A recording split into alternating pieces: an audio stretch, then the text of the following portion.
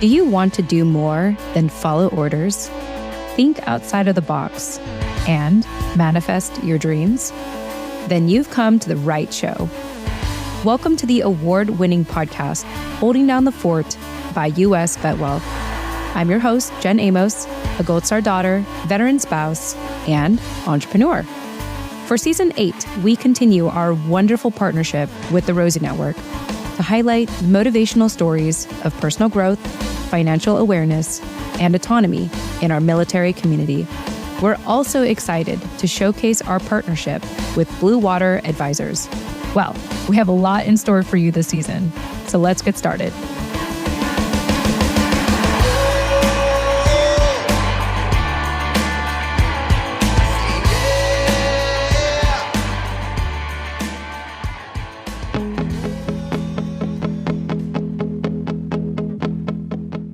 All right. Hey, everyone. Welcome back.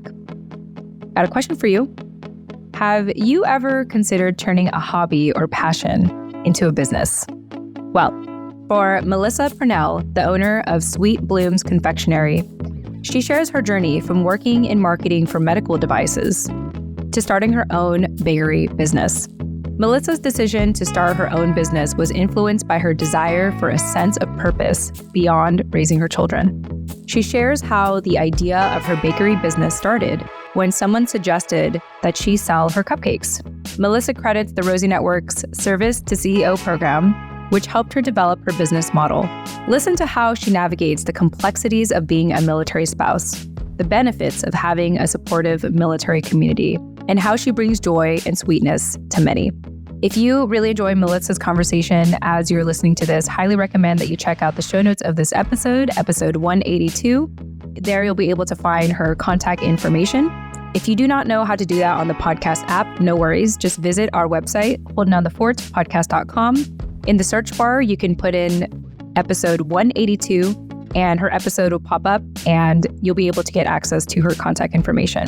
I hope that you enjoy this conversation with Melissa Purnell, crafting sweet success with Sweet Blooms Confectionary. Thanks again, Melissa, for joining me, and to our listeners or viewers, because this conversation is also available on YouTube, which you can get access to in the show notes of this episode. I hope you enjoy. Happy listening or happy watching. Awesome. All right. Hey, everyone. I am really excited because today I get to interview Melissa Purnell, who is the owner of Sweet Blooms Cupcakery and Confectionary, which I think is a very awesome name, by the way. And so, Melissa, welcome to the show. Hi. Thank you. Thank you for having me.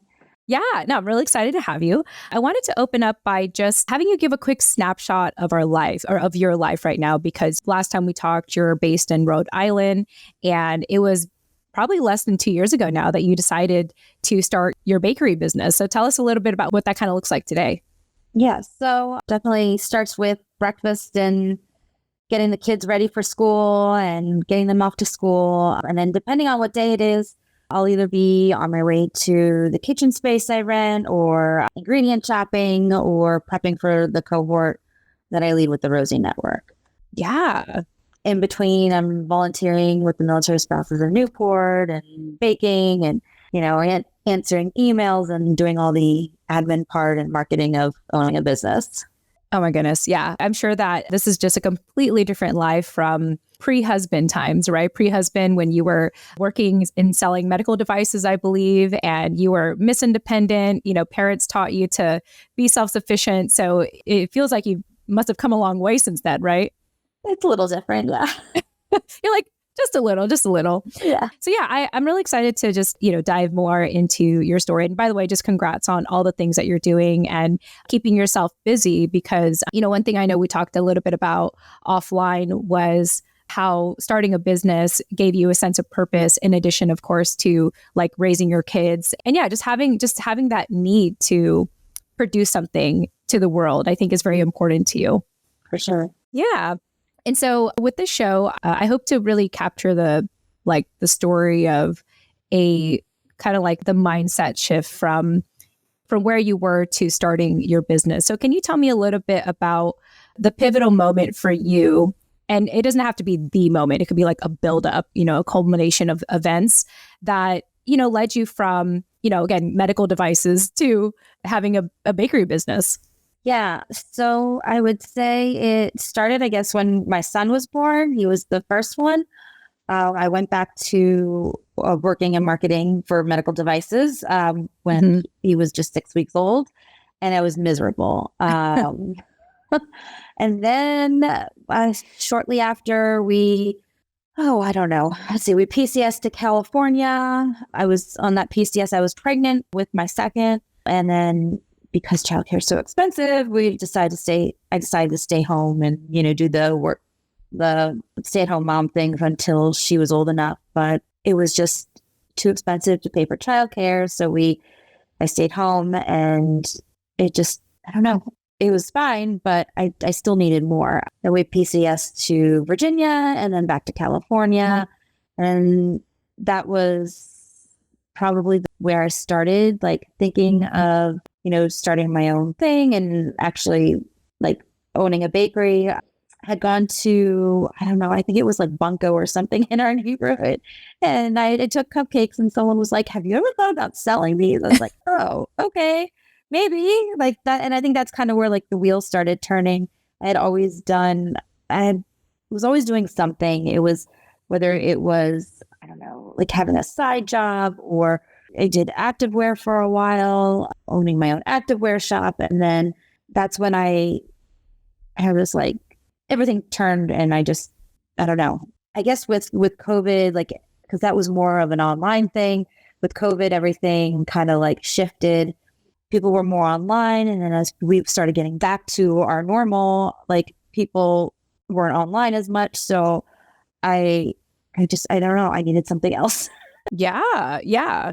Yeah. It sounds like you like to keep yourself busy, whatever it may be. And for you, it's like the fact that you already had some prior experience baking, which I would love to hear you talk more about, because I know one thing we talked about offline is that baking has kind of become a lost art. Like I was even telling you that, for me, I don't even know where to begin. I would probably just buy one of those easy, I don't know, those powder things you buy at the store that's in a box, and you put it in a thing and add eggs. Like, again, obviously you can hear, I totally don't know what I'm doing. And so I know that part of being encouraged to start a business is maybe not even recognizing that what you knew is it is a lost art, and not a lot of people really know how to bake, or if anything, bake well. Right. Yeah, it definitely was. My grandmothers had taught me how to bake. Sometimes my mom would bake, but just watching them, my grandfather cook, like it was all kind of like combined together of watching them. And my aunt does her own thing with baking as well. So like she taught me some things. It's just been practice, and doing it all the time has helped a lot. Yeah. It's definitely a lost art for sure. Like people are like, "Oh, like I don't even know how to bake," or, people don't do it as much anymore. And I don't know. So Yeah. I'm curious to know your take or comment on, I guess, the health industry and how people are very particular nowadays when it comes to like sugar. They'll ask questions like, is it gluten-free? Is it sugar-free? Is it vegan? And as someone who bakes, like, what is your comment on that? And is it possible? Can you even call it cookies and cupcakes if you don't have like, the main ingredient, which is sugar? Right. You can, because so many people have so many different dietary restrictions now, or they're choosing to eat that way, not having to eat that way. There's so many different modifications you can make to, the classic baked good to make it friendly for everyone. So it's possible. There's some really good gluten-free flours out there now, unlike like maybe 5-10 years ago there's, like people are being more health conscious, which is great. We started that too with the new year. So I completely get it. There's different modifications you can make, whether it's almond flour, or you're cutting out the sugar, or using a sugar replacement. And then you get into like the different side of people being healthy. Well, like if it's a sugar replacement, is it sucralose? Is it this or is Yeah. it that? So Yeah, that's my thought is it even quote unquote healthier if you get like a sugar alternative? Because my perception is if it's not sugar, what is it? And is it good for your digestive system? Like maybe it is better to have sugar, just to have less sugar, that's for my sure. thought. Absolutely. Like everyone warns you about sucralose. Heck, my little cousin had said something to me about what my kids were drinking, and he's like, "Oh, there's sucralose in that." I'm like, "Oh, okay." Like, thanks. Wow, very health conscious here. Yeah. But like if you have stevia's plant-based. It has to be the right stevia. You just have to read your labels, and that's what it comes down to, is like reading your ingredients before like consuming. That's all. Yeah, absolutely. I am curious though, in your business, have you noticed maybe a percentage of clients who are, who have dietary restrictions or preferences like that? Or are some people are like, just give it to me as is. Give me the classic cupcakes and cookies. So most people are give it to me as it is. Awesome. I was at the Quinnick Market all summer long on Wednesdays, Mondays, and every other Saturdays. All like you would learn your clientele, like so like okay, Mondays like these people like just all plain sugar. Like Wednesdays, oh, there's a handful of people who come for the gluten-free.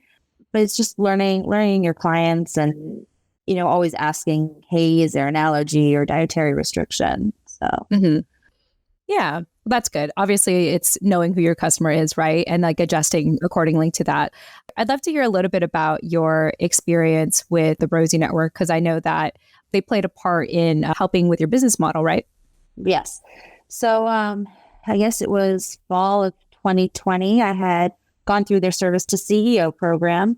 I had actually found, I don't know, something online because I was looking to, expand my knowledge on running your own business. And I had applied for the service to CEO program. And actually, it was someone my husband used to work with. His spouse was involved with the Rosie Network. And she was actually the one that called me to conduct the interview. And it's just funny how it's such a small military.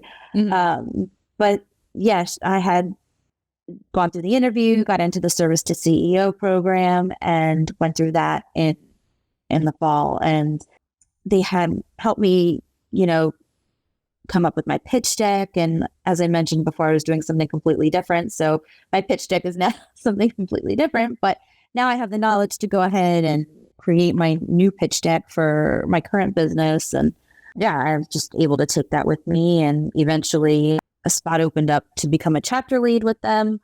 And those are my Tuesday mornings now. Yeah. Well, I think that's really awesome for one, to go through their program, and then two, to give back by being a lead chapter. I'm curious what it's like to lead a chapter and, witness military connected people at different stages of their business, if not at all, maybe they're starting. What has it been for you to like witness that as someone who's been through the program?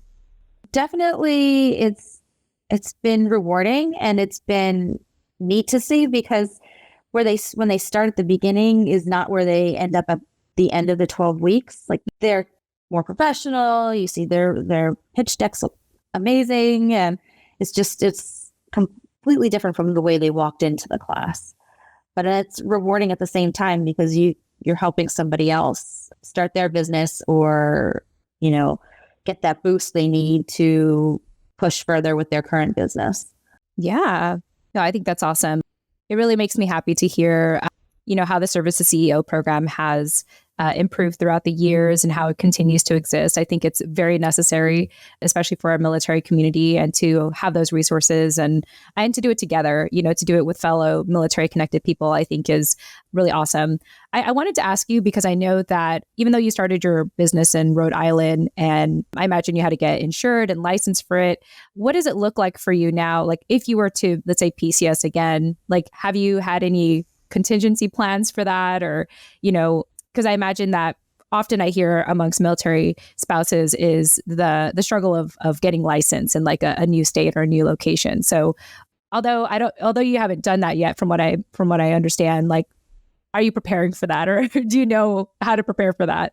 Yeah, so we're still here for another year and a half, which we lucked out with 3-year orders here. It's like one of the most beautiful places and so fun. And, it's just, we haven't gone through that yet, but I can take my LLC with me.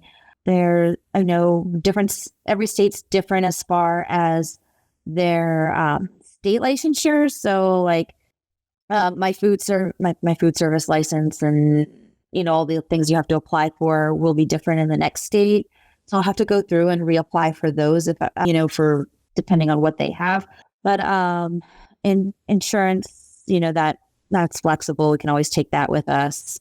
I think, well, we're hoping to go over to Europe next. We're not exactly sure what's open. We'll find out this summer, but that I imagine would be a little bit different than staying in the States. So yeah, it's one of those, we'll cross that bridge when we get there. Right. Yeah.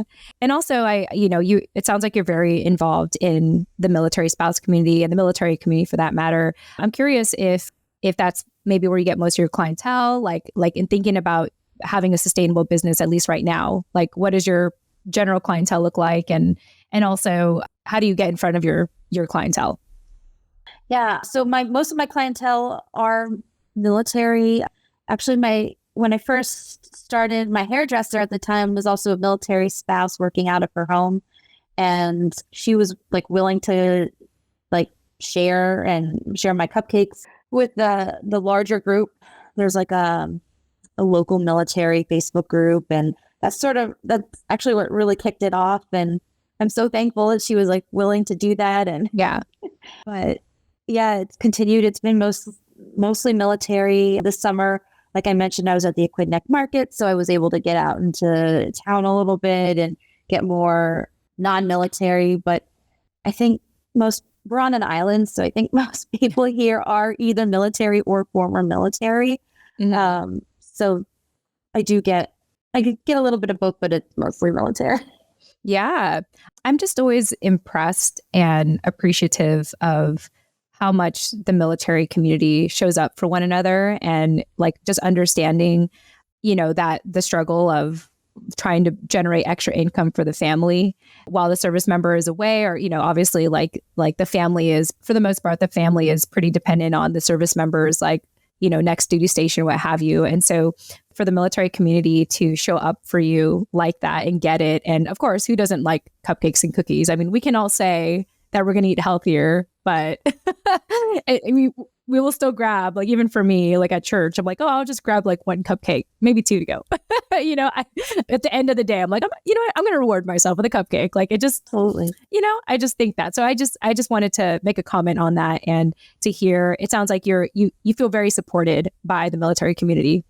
For sure. We also have something here called the NAPS, like it's Naval Academy Prep School. A lot of kids come here out of high school and they, go to, like, they're not sure if they want to go into the Navy, or they're not quite ready to go into the academy. So they come here for a year, and a lot of times it's the first time they're away from home, and their parents actually found me through the larger military group. And since I'm able to deliver directly to them, I've a lot of their support, the support comes from them as well. So yeah. Well, that's awesome. I'm really happy to hear that. Awesome. So we talked about like your business and having run it for about 2 years now, and how the military community shows up for you. And I imagine that's partly the reason why you're highly invested in the community yourself. And it gets me to go back to the very beginning, before, you met your husband and you were self-sufficient. I'm curious, like, in the years that you've been in this life, do you think you're better for it? Would you want to go back to, let's say, that self-sufficient, woman, or do you like what you have today? Like, I mean, it's one of those like what if questions, but I'm curious, like, if you could take a moment to reflect on that real quick and share your thoughts on that. Yeah. I mean, no, I probably wouldn't go back to that. I mean, I don't know. That was so long ago. Yeah. So long ago. Being able to be with my kids and have that work-life balance has been a huge, it's just been huge. And I don't know that I don't know. Cause if I had to go back to working, 9 to 5 and travel, I used to travel a lot. Mm-hmm. like I wouldn't have that time with them that I have now. So I wouldn't go back. I mean, that's the dream, right? To have that work-life balance and be able to be with your family and go do things with them and have time for self-care. Like I wouldn't be able to do as much as I do now that I do that if I had to do that. So yeah, I mean, at this point, it's kind of like you have no choice, because you have a family and you have kids. Not that that's a bad thing, right? It's like very often when I'm really upset, I'll find ways to blame my husband. But then when I'm in a good mood, I think, oh, like it's because of my husband, it's because of what we built together that I have the life I have today. yeah, absolutely. Like I wouldn't be able to, I mentioned I volunteer with the Military Spouses of Newport. I wouldn't have time to do what I do with them. I wouldn't have the time to, I don't know. I just wouldn't have time to be so active, like within our community. Yeah, it really sounds to me, Melissa, that you have a very well-balanced life. And, I just want to commend you for that. I want to commend you for, finding a way to provide additional income to your family while also being a mom and, just staying flexible to the military life. And you also hinted a little bit there about self-care. Can you tell me about that? Because as far as I can tell, it feels very well balanced. I'm sure that like self-care probably takes a big part or plays a big part in that. Absolutely. The whole first year had been a huge learning experience, knowing how much I can put on my plate, no pun intended, but it was a lot. Like I had to learn how to say no. I had to learn how to set my boundaries, all in like for self-care because I was getting worn out. I wasn't having that work-life balance. And now it's like, oh, okay, well, the first year's in my pocket. Now what? So now it's like, setting my boundaries and saying, okay, I'm not going to deliver like on the weekends, or I can only take this many orders a week. And I have to like really fill out a paper calendar so that I can see it all in front of me. Okay, like I have this week. I can't take on anything else. But yeah, self-care is important because if you can't, I don't remember where I heard it, but someone always said you can't pour from an empty cup. So you have to, take care of yourself in order to continue doing what you're doing. Yeah. Yeah. It sounds to me that knowing your limitations or knowing your capabilities is very important to your, to your self-care. It's like knowing what you're capable of, knowing, when do you want to accommodate like family and relaxation. And it sounds like that first year you kind of went all in. And then you had to take a step back and be like, okay, I don't have to do that every year. Like if I do that every year, this is probably not going to be sustainable. No, not at all. I mean, now when I have downtime, like I'm not stressed about it. I just kind of just consider it a blessing and, take my time and, because when it's busy, it's busy. Mm-hmm. That's awesome. When would you say is like the quote unquote busy time of the year for, people to want to order cupcakes and cookies? Well, birthdays are always, there's always a birthday. So it's always something, but Valentine's Day, Christmas, and Thanksgiving are probably like the biggest ones.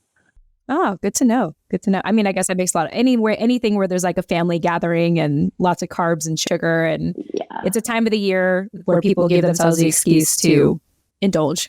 Yes, absolutely. Awesome.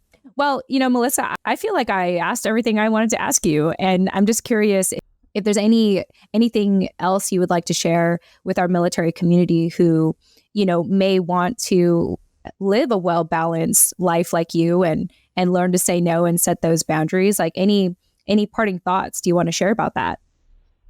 I don't think so. I don't really know. Just, you always have to make time for yourself and your family. And, it's not always about work. There's that balance. So, yeah.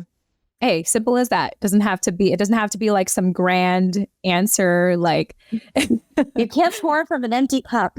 There you go. That's a good one. That's a good one. That's like meme worthy somewhere out there. Awesome. Well, Melissa, it was such an absolute pleasure having you on our show today. Thank you so much for your time and, sharing your love and passion for what you do and how you do it. And again, just want to commend you for the well-balanced life that you live, setting healthy boundaries, not pouring from an empty cup, because what's there to pour if it's empty? And I just want to wish you continued success in everything that you do. Well, thank you for having me, and I appreciate it. My pleasure.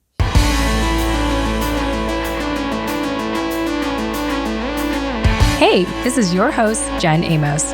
Thanks again for listening to today's episode of Holding Down the Fort by US VetWealth. Visit holdingdownthefortpodcast.com to access the full show notes of this episode, including resources mentioned and bonus content. Once again, that's holdingdownthefortpodcast.com. Lastly, stay after this outro music for something a little extra. Thanks again and chat soon. Bye for now.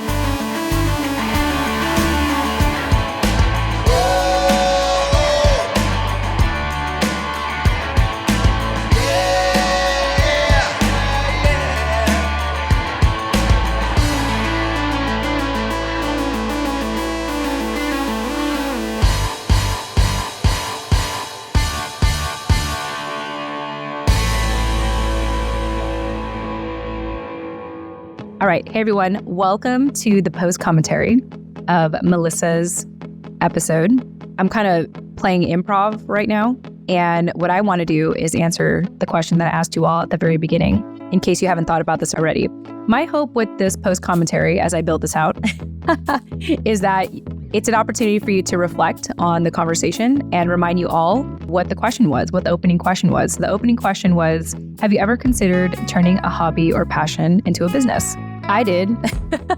And I hope that you think about this for yourself as well. So I'll tell you a quick story. In my 20s, yes, I'm not in my 20s. I'm older than my 20s. I'm older than what I look. I'm not ashamed of my age, by the way. I don't know why I had to mention that. Like some people are like, oh, don't ask me what my age is. It's such a rude thing to ask a woman her age. I don't care. I'm in my 30s, in case you're wondering. But anyway, have you ever considered turning a hobby or passion into a business? My answer is yes. So in my 20s, this is actually how I met my husband. In my 20s, I remember that I was volunteering my time at a business networking event, and they were looking for officers. They were looking for people to fulfill the social media officer role. And at that time, I volunteered, one, because I wanted to take on a leadership position, and two, I just wanted to get exposure in this networking organization, because at the time, I was actually promoting a different business. And so as I was volunteering, it was very interesting because apparently, I did not know this, I was pretty good at social media. I was pretty good at creating content, posting content, promoting our networking organization. And one day, someone came up to me and said, hey, Jen, how much do you charge for social media marketing? And I said, let me get back to you. So, of course, I may be exaggerating at this point, but I do recall staying up all night. I stayed up all night, kind of like studying for a final exam that I procrastinated on. But I stayed up all night coming up with a business model for a social media marketing business. And that was pretty much the start of my second business at the time. I ran a social media marketing business from 2013 till about 2018. 2018 was when I decided to fully transition to working with my husband, whom I still work with today. And it's just so crazy to think that what came naturally to me and what I enjoyed, because I did enjoy being online. I had a personal blog since I was in, oh my goodness. So my first personal blog was on Xanga with an X, xanga.com, Xanga. And I think I started that like in early 2000s. So I had been a personal blogger for a long time that social media just came naturally to me. And lo and behold, little did I know it was going to become my second business in my 20s. So that is my answer. Let me turn it back to you. I would love for you to reflect on, have you ever considered turning a hobby or passion into a business? And if so, how did that happen? Just like with Melissa and how people really liked her cupcakes. She started a business purely because people liked her cupcakes. I started a business purely because people thought I was good at social media. So have you ever had a situation like that? And if so, how'd you start your business, or why haven't you started your business yet? All right. Thank you so much for hanging out. If you want to continue to get more bonus content in between these episodes, you can always create your free membership on our portal, holdingdownthefortpodcast.com fort.com/portal. Not only will you get access to bonus content, you'll also get access to the private podcast show inside the fort. All right, thanks for watching.